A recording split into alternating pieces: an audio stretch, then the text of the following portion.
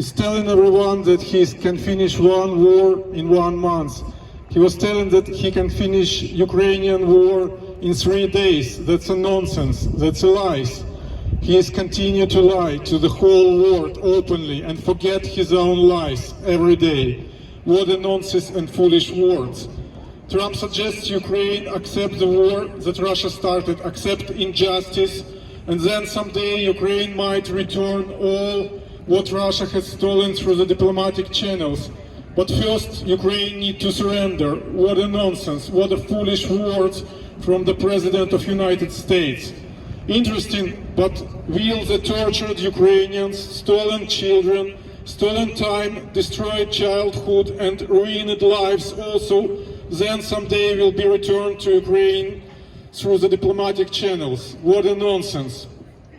Trump met Putin on a red carpet, shook hands with a murderer and thief, and so Trump put himself on the same level, on the level of murderer and the criminal, not for the first time. That's a shame.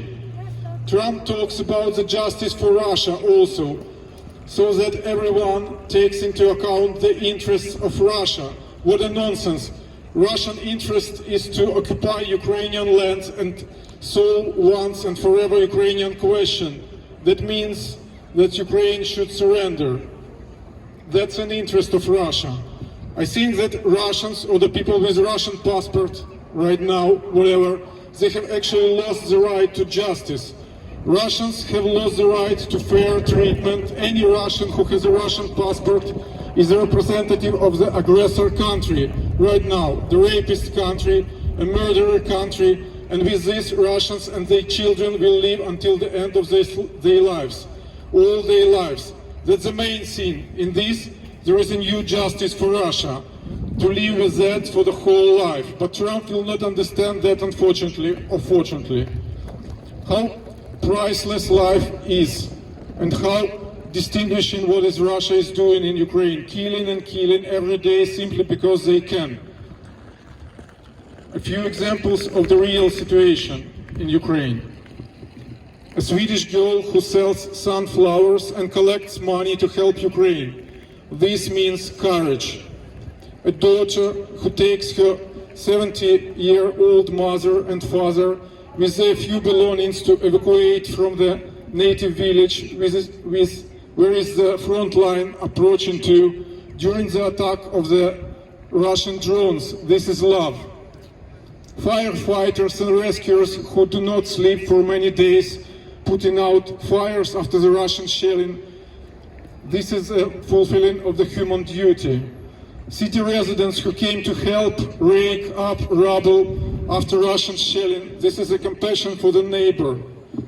A girl who fell asleep in her bed at the 9th floor of the multi-floor building in Kiev and later rolled down under the rubble on the ground and miraculously survived because her house was hit by Russian strike drone. This is a miracle. A woman who joined the army in Ukraine of her own free will because she wanted to avenge her friends killed by Russians. This is the last hope.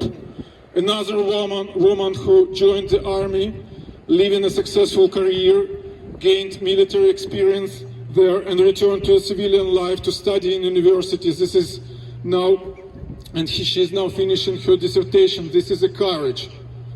Parents who leave the city that is being shelled by the Russians every day to relax a bit in the nature, who say like, everything is fine here, today we saw only a few drones, we just turn off the lights when they fly over us.